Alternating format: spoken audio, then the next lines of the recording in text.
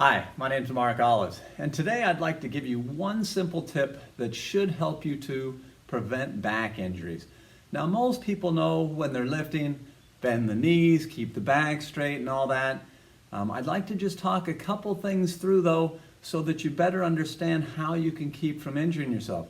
Number one, it is important to keep the back straight, but probably even more important to think about sticking your bottom out. So you want to have a good arch in your back. This part of your spine should be really arched out.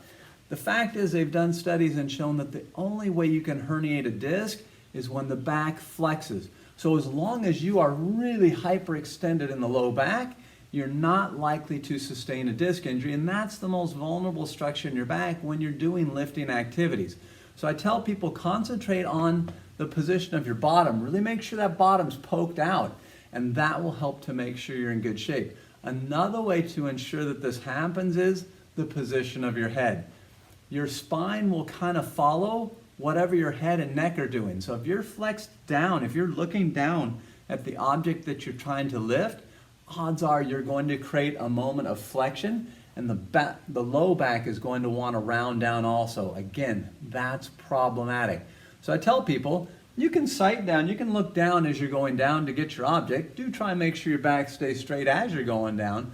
But before you execute the lift, before you get that load moving, make sure you look upward. So I tell people you want to have a position that looks like this as you're lifting.